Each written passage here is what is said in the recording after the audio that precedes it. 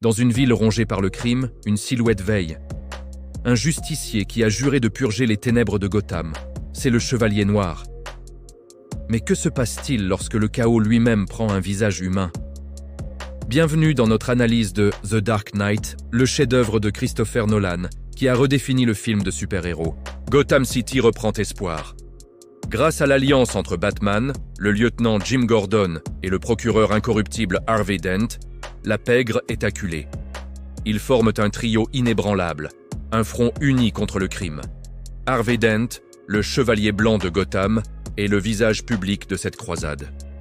Il représente la loi, l'ordre et la promesse d'un avenir où la ville n'aura plus besoin d'un héros masqué. Batman, de son côté, opère dans l'ombre, une force de frappe implacable qui inspire la peur chez les criminels. Pour la première fois depuis longtemps, la victoire semble à portée de main. La ville respire, pensant que le pire est derrière elle.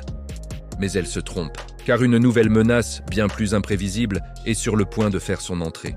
Un agent du chaos pur, sans mobile apparent, sans identité, sans règles. Il commence par un braquage de banque audacieux, orchestré avec une précision machiavélique. Il ne cherche pas l'argent pour le pouvoir, mais pour prouver une idée, que tout le monde, même les plus vertueux, a un prix. Que la civilisation n'est qu'un vernis fragile prêt à craquer. Il se présente sous un nom qui deviendra synonyme de terreur, le Joker. Son premier face-à-face avec Batman n'est pas une simple confrontation physique. C'est un choc idéologique. Le Joker ne veut pas tuer Batman. Il veut le corrompre, lui prouver qu'ils sont les deux faces d'une même pièce. Il veut briser son unique règle. La partie vient de commencer et Gotham en est l'échiquier.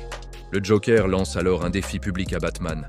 Soit le justicier masqué révèle son identité, soit des gens mourront chaque jour. La ville, autrefois unie, plonge dans la paranoïa. Les attentats se succèdent, semant la panique. Personne n'est à l'abri. Le Joker cible les symboles de l'ordre, le commissaire, le juge et même Harvey Dent. Il ne s'agit plus de simples crimes, mais d'une attaque frontale contre les fondations de la société. Batman est poussé dans ses retranchements, forcé de réaliser que ses méthodes habituelles sont inefficaces face à un ennemi qui ne désire rien. Comment arrêter un homme qui veut juste voir le monde brûler? Chaque action de Batman semble être anticipée. Chaque tentative de rétablir l'ordre ne fait qu'alimenter le chaos du Joker. L'étau se resserre et la terreur s'installe durablement dans les rues de Gotham. Puis vient l'épreuve ultime. Le Joker met en place un dilemme moral terrifiant, une expérience sociale à l'échelle de la ville. Deux ferries, l'un transportant des civils, l'autre des prisonniers, sont piégés avec des explosifs. Chaque bateau détient le détonateur de l'autre. Le Joker leur donne un choix.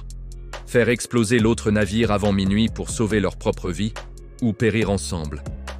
Il veut prouver que, face à la mort, l'humanité se réduit à son instinct de survie le plus primaire. La tension est insoutenable.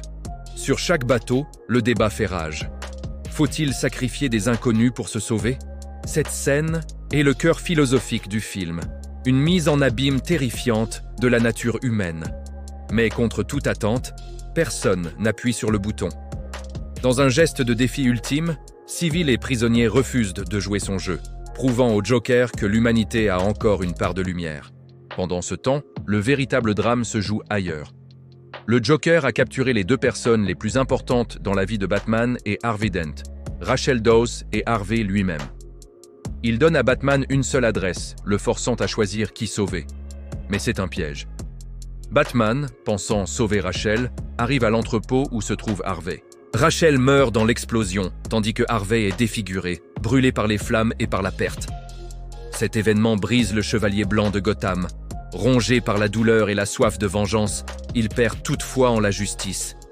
Le Joker a réussi son coup le plus cruel. Il n'a pas seulement tué une femme, il a détruit un symbole d'espoir. Le procureur incorruptible devient Double Face, un monstre qui laisse le hasard d'une pièce de monnaie décider de la vie ou de la mort. Le chaos a gagné. L'affrontement final se déroule dans les décombres d'un bâtiment, là où Double Face retient la famille de Gordon en otage. Ce n'est plus un combat contre un criminel, mais une tentative désespérée de sauver ce qui reste de l'âme de Harvey Dent. Batman est contraint de le neutraliser, provoquant sa chute mortelle. Au même moment, le Joker, suspendu dans le vide, savoure sa victoire idéologique. Il a prouvé son point de vue. Même le meilleur des hommes peut sombrer. Il a corrompu le symbole de l'espoir de Gotham et l'a transformé en meurtrier. Batman a gagné la bataille physique, mais le Joker a remporté la guerre des âmes. La ville est au bord du gouffre, prête à découvrir que son héros, son chevalier blanc, est devenu un monstre. Face à cette révélation potentiellement dévastatrice pour le moral de Gotham, Batman prend une décision radicale. Pour préserver l'héritage de Harvey Dent et l'espoir qu'il incarnait, il va endosser la responsabilité des crimes de Double Face. Il demande à Gordon de le faire passer pour le coupable. Il accepte de devenir le paria, le fugitif, le chevalier noir traqué. Il se sacrifie, non pas en mourant, mais en renonçant à son honneur pour le bien de la ville. C'est le fardeau du héros silencieux, le mensonge qui sauvera Gotham. Il devient ce que la ville a besoin qu'il soit, un ennemi public, un protecteur qui accepte d'être haï. Dans un dernier plan iconique, Batman s'enfuit dans la nuit, poursuivi par la police. Il n'est plus le héros acclamé, mais un gardien solitaire, un chevalier noir. Cette vidéo vous a plu? Alors n'hésitez pas à laisser un like pour nous soutenir, ça nous aide énormément. Abonnez-vous et activez la cloche pour ne manquer aucune de nos prochaines analyses cinématographiques. Et surtout, dites-nous en commentaire quel film vous aimeriez qu'on décrypte la prochaine fois. Merci d'avoir regardé et à très bientôt.